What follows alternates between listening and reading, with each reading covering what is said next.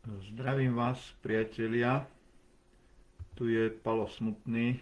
Ešte raz vám ponúkam video o Apollo misiách na mesiaci a o tom, že čo vlastne sa môže skrývať za tými misiami. Či to bolo uskutočnené tak, ako nám to prezentovali, alebo boli tieto videá a obrázky, ktoré nám ponúkali, len fejkové, točené v štúdiu. Takže tu vám ukazujem na obrázku mesiac a miesta pristáti tých misií Apollo. Ako je to s mesiacom? Mesiac je k nám vždy privrátený tou istou stranou a tým, že on sa pohybuje po tej orbite, ktorá má určitý náklon voči zemskému rovníku, dajme tomu, tak sú tam také mierne vychýlky, ale to je len pár stupňov, čiže ten okraj sa ako keby posúval trošku doprava, doľava, hej, ale v podstate stále je ten mesiac otočený k nám to istou stranou, čiže to taká viazaná rotácia, hej, asi tam je nejaké to ťažisko posunuté a je to veľmi blízko relatívne k nám ten mesiac, takže tak je to v tomto našom blízkom vesmíre zariadené. No, čo je zaujímavé? Všetky tie misie sú tak viac menej bližšie do stredu mesiaca ako k okraju. Z toho vyplýva, že vlastne oni vždy mali vidieť našu Zem nad hlavou, alebo či nad horizontom v nejakom takom vyššom uhle, 45 stupňov povedzme a viac.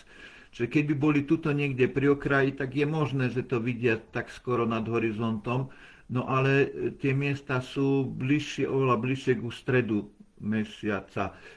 mesiaca, čiže tej strany, čo je otočená k nám. No, ale čo sa objavuje na týchto videách z mesiaca? Tak za prvé, boli také divné, ako keby to bolo len spomalené. Čiže to už svedčí, že to mohlo byť točené v štúdiu. Čiže ten pohyb kozmonautov alebo astronautov bol taký ako keby spomalený, hej. No a druhá vec je to, že Zem sa im tu na tých fotkách a videách objavuje nízko nad mesačným horizontom, hej. Čiže to je veľmi, veľmi, ako nie že nepravdepodobné, ale fakticky nemožné. Ja som ešte pozeral detálne tie videá, kde fakticky hviezdna obloha by sa mohla pohybovať voči tomu terénu, pokiaľ je tá kamera statická, ale vlastne mesiac by mal byť stabilne v nejakej tej zhruba stabilnej výšky, keďže toto není nejako blízko pri kamere. Hej? No, ale na tých videách, obrázkoch som zistil, že vlastne ten mesiac sa pohybuje súčasne ako keby s tými hviezdami, čiže z toho vyplýva, že to sú štúdiové zábery. No, pozrieme si ešte ďalšie obrázky. No, čiže robené nejako takto, hej? No. VR America. Takže tak. No. Ak ma pustiť, tak skúsim aj nejaké video z tých misií zobraziť. No. Čiže vidíme, toto fakticky nie je možné, hej? No a vidíme, že hviezdičky a mesiac sa pohybujú rovnakou tou rýchlosťou, čiže tu je síce kamera už v pohybe, ale aj tak je to také akože no, veľmi divné, veľmi divné. Čiže toto videjko si pozrime a pohyby aj kolies a všetkého sú také ako spomalené. U tých postav, hej, dobre, akože pohybujú sa tam pomaly, lebo majú ťažký skafander, ale tie pohyby aj tých rúk by nemali byť až také spomalené. Čiže keď on vyskočí a dopadá, je to pomalšie ako na Zemi, hej. Ale to, že sú tie pohyby také spomalené aj tých rúk, to znamená, že to je, celé bolo spomalené, celé to video. Hej. No a mesiac nízko nad horizontom, hej. Skúsim ďalšie ešte, čo sa mi podarí otvoriť. Či toto je len fotka. Tiež nízko.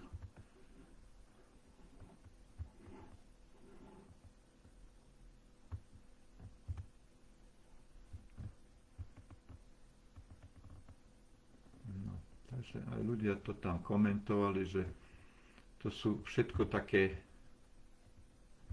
veľmi divné veci a absolútne nepravdepodobné.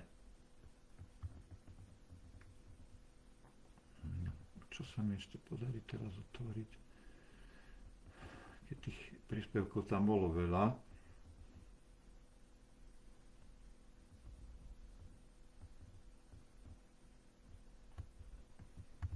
Takže skúsime ešte ísť ďalej. No. Ešte tu mám niečo. Dúfam, že to bude. No, vidíme ďalšie video. Čiže tu dokonca nám tu mesiac zapadá za horizont, čiže to je fakticky nemožné. Tam ten mesiac vlastne by mal byť tak stabilne nad horizontom, keď už tak, a nie, že zapadá.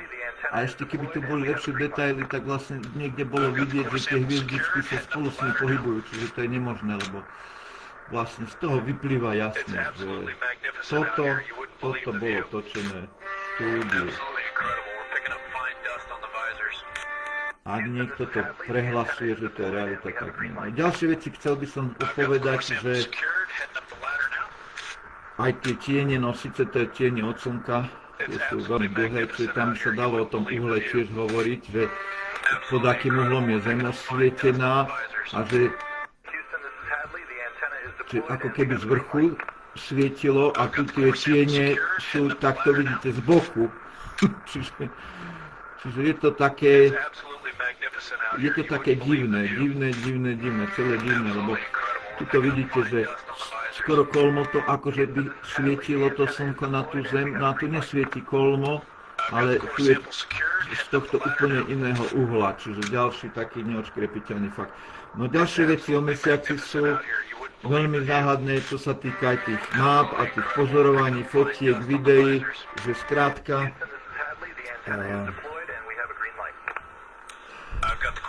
bol tzv. Google Mesiac, Google Moon zverejnený. Potom krátka to bola aj Google Earth.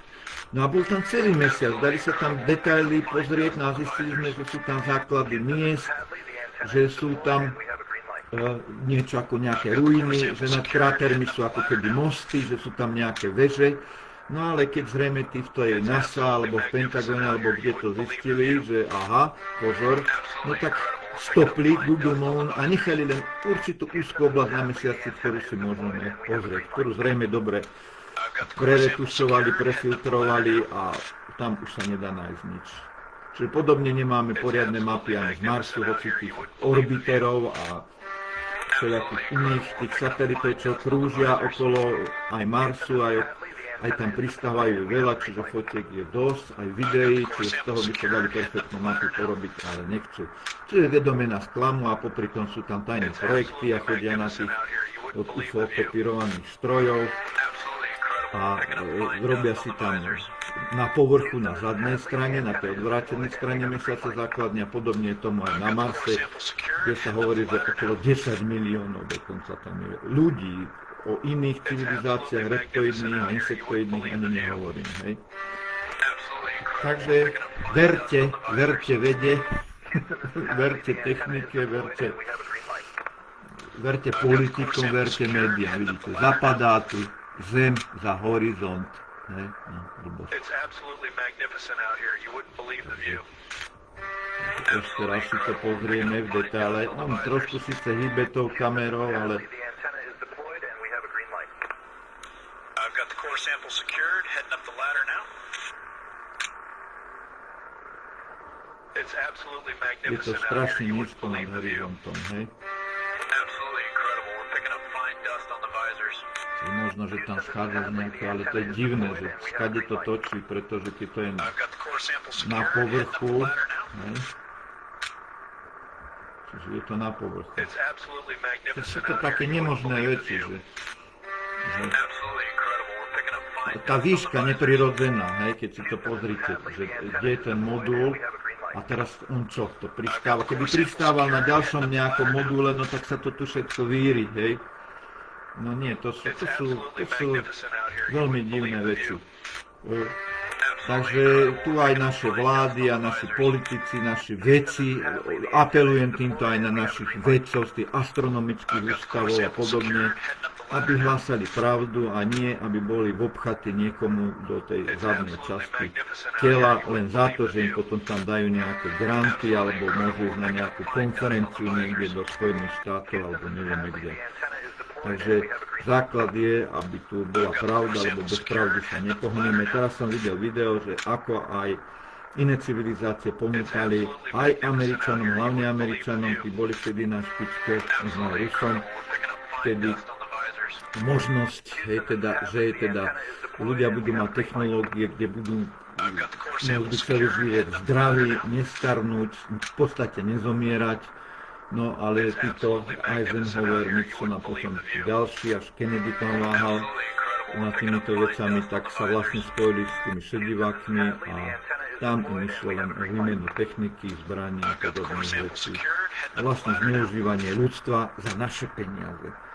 Takže takto sme v podstate doteraz ľudstvo dopadli. Musia sa ľudia voči týmto veciam postaviť, zbúriť, začať konať a tlačiť. Tlačiť na médiá, aby takéto nezmysly nám tu nepodsúvali. Takže ďakujem za pozornosť. To bol Palo Smutný z Banskej Štiavnice.